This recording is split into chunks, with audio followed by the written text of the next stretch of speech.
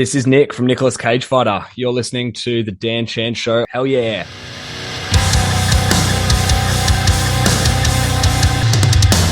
Hey, Nick from Nicolas Cage Fighter. How are you, mate, down in sunny Australia? I suppose you're starting to change seasons now, right? Yeah, we are, Dan. Yeah, thanks for having us. Yeah, it's nice. We're just getting sort of the first hints of spring. So, yeah, a very welcome change because I tell you what, man, it's fucking cold here when it's the middle of winter. Really? Well, how cold does it get? Whereabouts are you? In Victoria? Whereabouts is that? Yeah. So we're from Ballarat, which is about an hour and a bit west of Melbourne. So a bit of a landmark there. It doesn't normally get like sub-zero, but it's pretty frequent in the middle of winter that we'll be hitting like about 3 or 4 degrees Celsius, which is like 30 to 35 to 40 Fahrenheit, I think.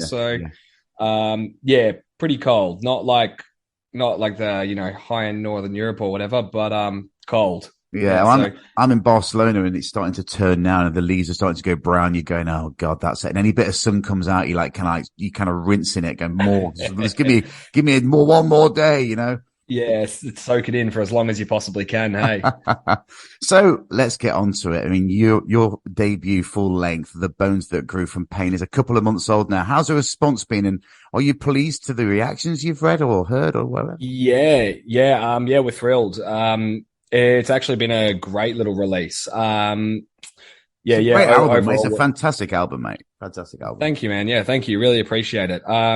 It's funny actually, just sort of listening back to it when we did the release like live stream on Metal Blade. I think we all almost forgot how much we actually really liked the songs. It was cool. We were actually just jamming out doing the live chat. It was fun. You did have a lot of time away from it then. Did you, obviously from when you recorded it to actually getting around to release, did you have a lot of time in between that period?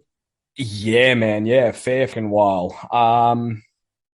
So we actually finished. So we got the majority of the recording done well before this time last year. Just because of COVIDs and lockdowns and all that bullshit everybody had to go through, and recording vocals not exactly being the most subtle thing. We didn't want to risk the potential fines that we could get for having too many people at home and what have you. So. With the exception of a couple of songs that had maybe just a handful of hours worth of vocal recording to get done, we were sitting on the majority of the album for probably the better part of about 5 to 6 months, I want to say. Right.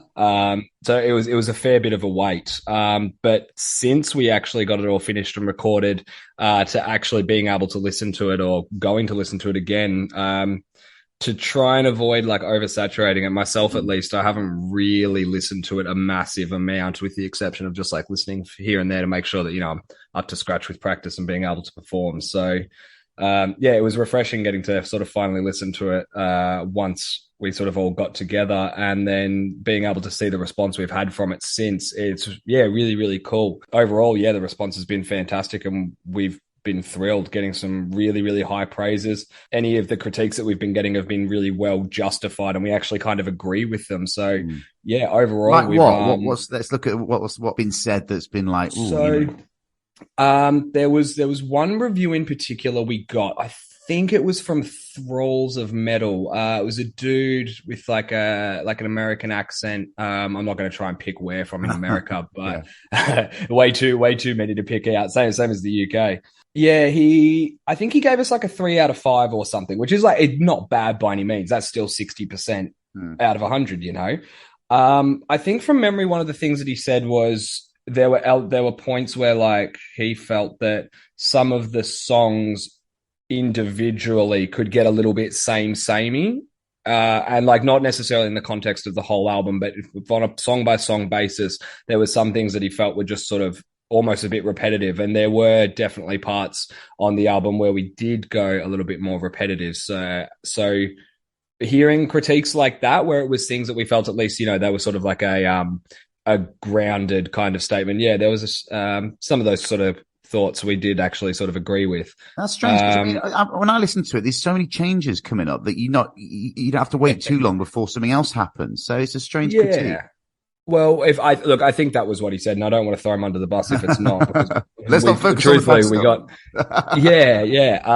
stuff. By no means was he speaking ill of it, but Yeah. Like overall, we've gotten some really good reviews, and we've been very pleased with them all. Yeah. Sorry, I'm just going to fix my mic stand. It's sagging Do down it, heaps. I'm mate. having to Do hold it. it up. We don't wanna flop people mic stand, do we? Yeah, God no. And That's this not one good that for I've got, anyone. it's the shittiest, cheapest mic stand I could find. So I'm paying the price for it. Hopefully, hopefully that'll sag, and I won't have to do that again to you. Is it erect now? Half mast. Semi. It does the job. Looks good for the photo shoot. I'll say that. So do you go looking for reactions, or do you shy away from that? Because I know a lot of artists go, "Look, I put the album out now. I'm not going to read it." Or do you purposely go and look at the YouTube clips or the reviews and that? Especially as a new band, you've got a thirst for information. Yeah, 100%. So like whenever we get like a written review, all of us read everything for the first time for sure. When we put out like the music videos on YouTube, I sort of lurked through the comments for probably the first couple of days and sort of saw what the general gist from everybody was. I'll open them up every now and then just to see if there's anything like that's, crept up to the top and gotten a bunch of likes that I might have missed in the past, but it's not something that I like sort of watch meticulously with a keen eye. Generally speaking, it seems like the overall response we've got has been pretty bloody solid. Of course, there's the usual handful of people that will take any time out of their day to shun anything they don't like. So we don't really take too much of what they're saying. All walks of life, mate. All walks of life. All walks of life, that's for sure, 100%. So how do you like to write and record? Are you traditional in the sense that you like all in a room, or do you like shoot files over emails all over the place to each other? Bit of both. So Justo, the guitarist, he's a big riff machine. He could crank out an album in a day if he really tried. He will sort of just play around with riffs and get an ear for some things that he likes, and then he'll bring it to a practice or a jam. When Davo and Justo get together, because they've been doing music for so long and they've got very similar tastes and interest in that sense, Justo can play a riff, Davo can hear how the drums will fit to it, and then you've got the foundation of a song in about 30 seconds. It's really, really cool to watch. Myself personally, just from a writing point of view, I'm a bit more of a slow burner because this is still like my first actual band that I've ever been a part of. So it takes me a fair while to sort of stretch my legs fully and flesh out an idea to a standard that I'm happy with. I'm just not as experienced when it comes to sort of that creative writing. But when it comes to, we'll just sort of fuck around live and then in a practice. And if we like something, we'll stick with it and we make sure we hold on to that idea for later. When it comes to recording, we usually actually just sort of go in one by one. What'll happen is, we've been going to our friend Kai, who used to at least live in Ballarat. So it was only like a 5-minute drive to go around the corner and be in like an actual studio. Justo would sort of take the riffs over. They'd flesh that out, program in drums, and then we would sort of get each track recorded to a point where we could all learn it and sort of bounce off ideas off one another. But then, when time came to record the album, we basically had the pre-pro up to a standard where we were all almost 100% on how the songs were going to go, bar a couple of little creative adventures along the recording process. But just sort of piece it together from there. So we're not really like everybody goes and locks themselves in a studio for a fortnight kind of band yet.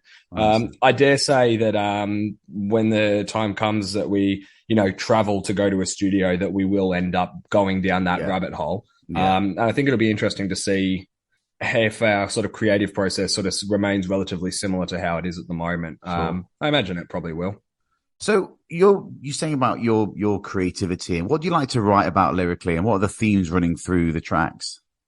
So for the 3 releases that we've put out, the Hell in Me split EP, Cast You Out, and now The Bones That Grew From Pain, it was kind of like a 3-part conceptual idea for me. Generally speaking, the majority of the ideas that I cover over is just to do with things like just mental health problems, depression and anxiety and addiction, and just sort of, the day-to-day struggle of dealing with inner demons. That was kind of the whole premise of the Cast You Out, being that you cast it out. All the big hitters. Yeah, exactly. Yeah. The stuff that, like, without sounding really cliche and cheesy, it's the stuff that Of yeah, course. everybody can kind of relate to it, but Of I try course. and deliver it in as sort of Yeah. personal take as I possibly can, Mm. but still also leaving it not so specific that it sort of alienates anybody from being able to relate to it, Yeah. Yeah. just Of course. ambiguous enough for it to be Mm. marketable, I Yeah. Yeah. Yeah. guess. Yeah. Yeah. Um, so yeah, the idea with the three concepts was do hell in me, which was just, oh, woe in me, hell in me. Cast you out was sort of the turning point of overcoming that. And then the bones that grew from pain was meant to be, with a little bit of internal reflection, more so a take on viewing how other people and the world around me also live with and deal with those issues, and sort of Mm. my, in a sense, almost disdain towards it in terms of how some people deal with those issues, rather than sort of trying to take those problems and overcome them, just sort of getting by and not actually addressing the issues that you have. So Mm. the bones that grew from pain was meant to be sort of equally parts sympathetic and aggressive, Mm. and sort of discontent. But for the next release, don't really want to give away too much ideas of what the ideas that I have is. Yeah. There'll definitely be some homages to that, in that I do really like writing about those themes, so it is easy for me to do that naturally.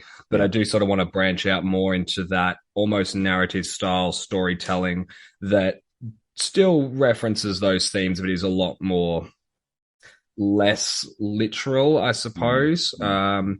Not quite going down the avenue of like power metal and writing about like dragons and flames and things like that. But sort of crossing that bridge into more Yeah, I understand. less literal lyrics, I understand, of course. Yeah. Now, going from your split to the EP to a full length debut on Metal Blade, how did Metal Blade come about and the black light media in your corner now? I mean, that's pretty good. I mean, how did it come about, and how different is it having, product out on a major label like that? Definitely a very large difference, that's for sure. It was a little bit, truth be told, it was a little bit stroke of luck. We can't claim 100% of us getting onto Metal Blade as just entirely. Did you win the musical lottery, Nick? What looks involved? You got the quality product. Yeah, absolutely. We got the golden ticket, that's for sure, man.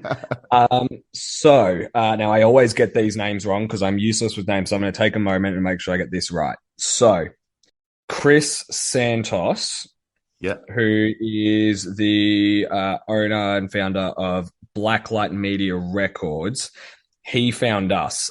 So he's basically like this celebrity chef, awesome, loves metal, and adores metal. And he came across some of our music because we managed to win the Spotify algorithm lottery, and we were getting onto a handful of playlists. Mm-hmm. And for some reason or another, we've actually always had a little bit of a sort of equal following overseas as we do in Australia, no matter the scale, which I've always found interesting. But as a result of that, he found us. And then, Santos, he has always been good friends with Brian Slagle and the guys from Metal Blade. Mm-hmm.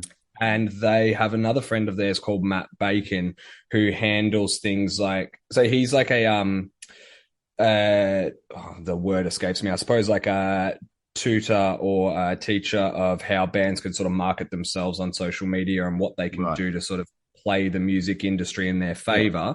Yeah. Mm-hmm. And he knows all those guys. He was the one who actually reached out to us, Matt Bacon. So he got in touch with us and sort of put Blacklight forward to us, and then also putting us forward to Blacklight. And yeah, we've just sort of negotiated and chat about it and sort of went from there. And the next thing you know, we're sign on to Metal Blade. So it did all sort of flash by in an instant. It was kind of surprising how fast it went, and also surreal, but we did take our time as much as we could with it.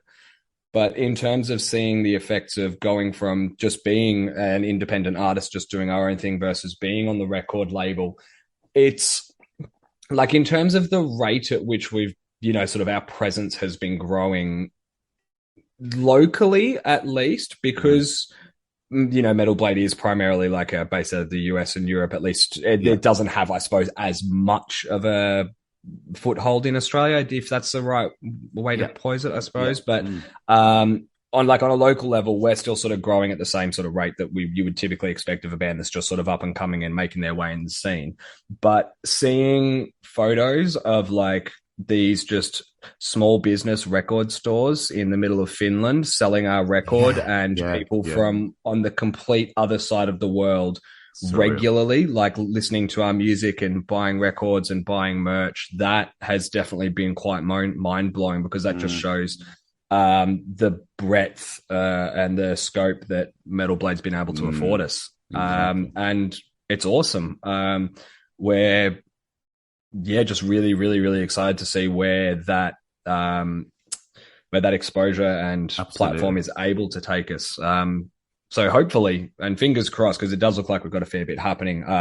Overseas should actually be happening quite sooner than later. Cool. Fingers crossed. We'll come into that.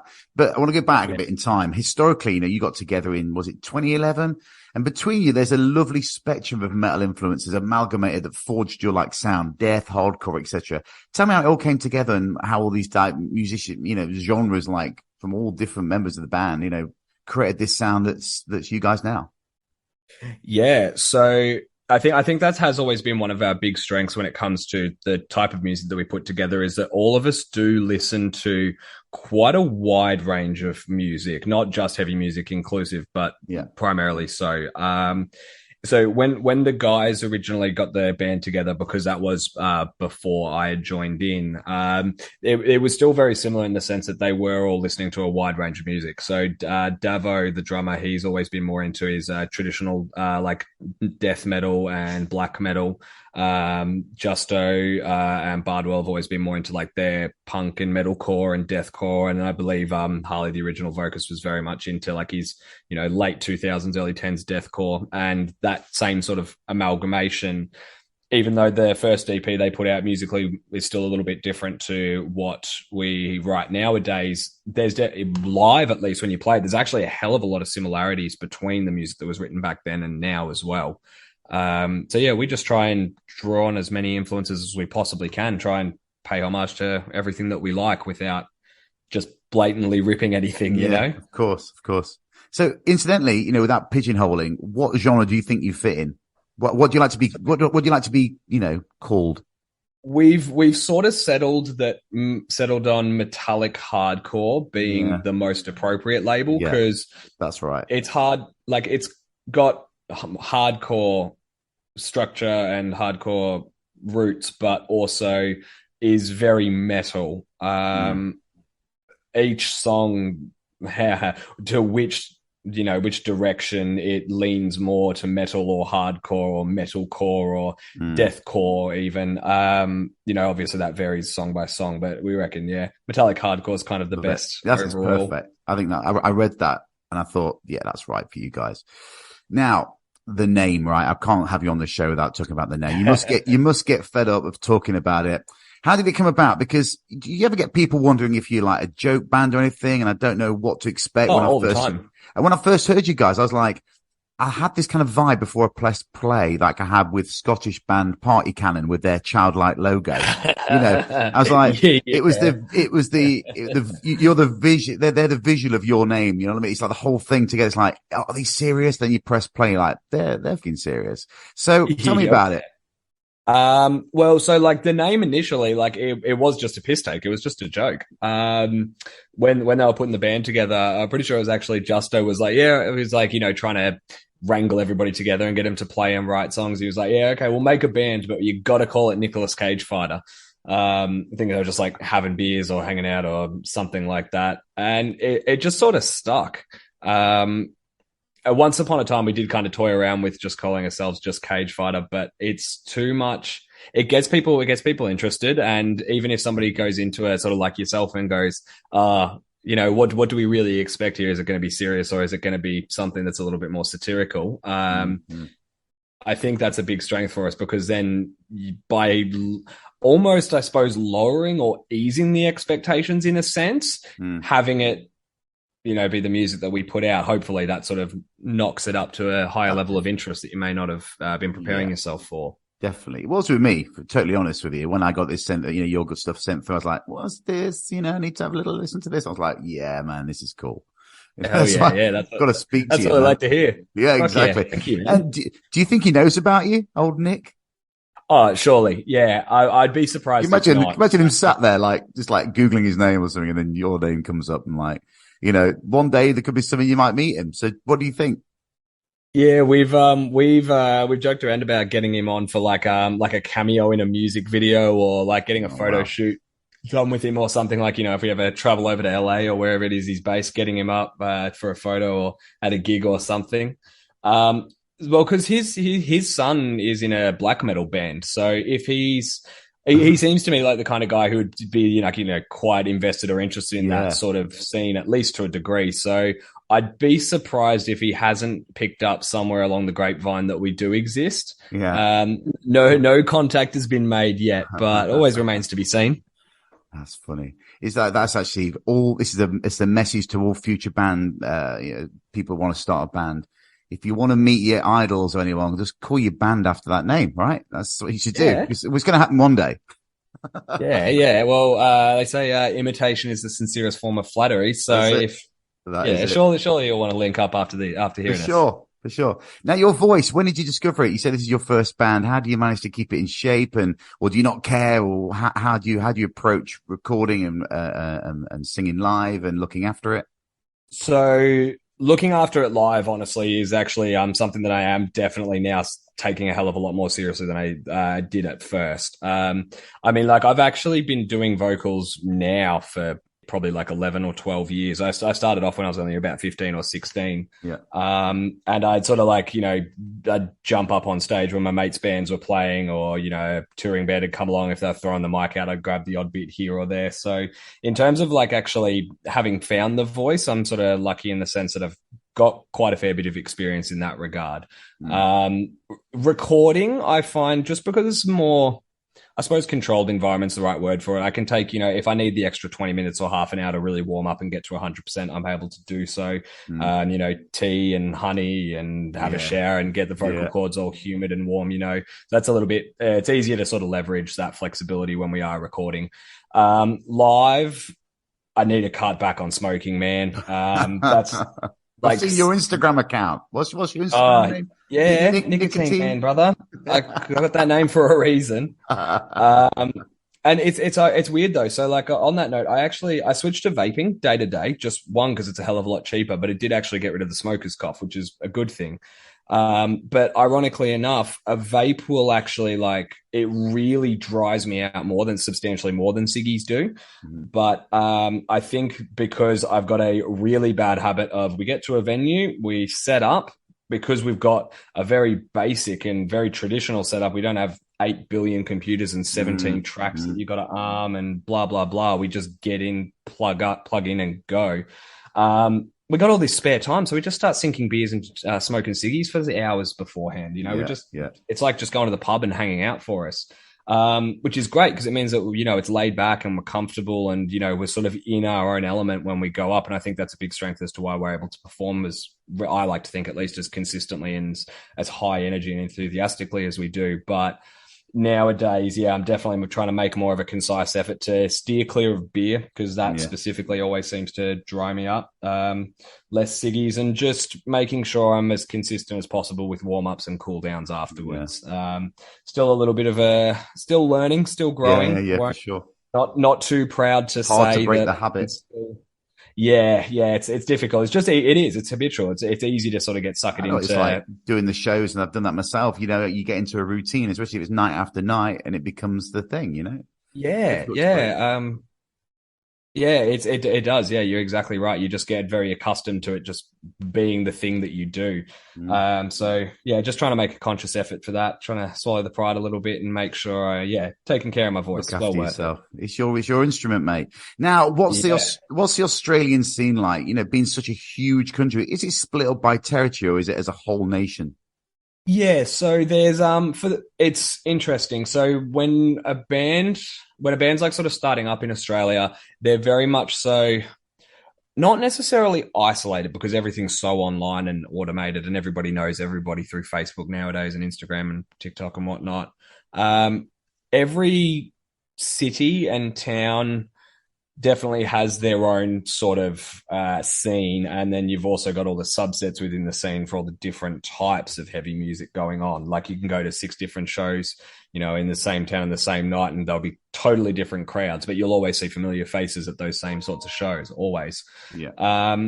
When a band sort of reaches up a point where they're touring pretty consistently, or they sort of go out of that local band stage up to like the national band stage, that's where you tend to see like a fair bit more crossover between like all of the sub-genre scenes, if you will. But Australia's an interesting one because everywhere's so fucking far away, man. Like you got 6 to 12 hour drive between towns sometimes, but it's still very connected because everything is so social online. So everybody's usually pretty in the loop when it comes to up and coming bands or who's doing what. Almost no peace in a sense, but it's good. It's a very healthy scene. But I suppose as we're coming out of our festival season, you're about to go into yours. Is that how it works? Yeah, absolutely. So, mainly just because the weather's so fucking miserable down here in Victoria. There's not really too much in the way of festivals. Every now and then, like you still get gigs really frequently, because they're indoors, it's out of the weather. But festival season for us really does sort of go through anywhere from like September or October all the way through till about March or so. Sometimes I get a little bit around either side of that, but not too often because it just can be too inconsistent. Even bloody festivals that go on in the middle of January. There's one, Unify. It's notorious for having a flip of the coin chance. The weather's either going to be glorious and fantastic and summer and lovely, or it's going to be pissing down rain and half the bands have to play like a 10-minute set and they all get squished onto the second day. So it is a little bit tricky, but festival season certainly does approach. And nice. It should be good. And what's happening tour-wise? You mentioned earlier there's lots happening with Metal Blade, etc. I mean, are you planning on getting up to the Northern Hemisphere anytime soon? Yeah, 100%. Mate, you're welcome up here, man. I think you'll go down a storm. You will. Hey, thank you. Appreciate hearing that. It's cool on that note. We've actually had not like, thousands of people, but we get messages from people that are just like, hey, we live in fucking New York or, I'm from London or wherever. And they're reaching out, they're saying, hey, we'd love to be able to see you come overseas one day. It's really cool being able to see that and hear that. We really, really appreciate it. And it still feels surreal, but we're still grateful for it. Go on, Karen. Yeah. So we do have, plans to get over there. So, we have chatted to a couple of different sort of like booking agents and people that promote and organize things overseas. I don't want to give away too much because I got to be careful about how much I say, mainly just because I don't know what I'm supposed to say. Like Metal Blade wouldn't be phased with it, but I don't want to sort of allude to too much if I'm not supposed to.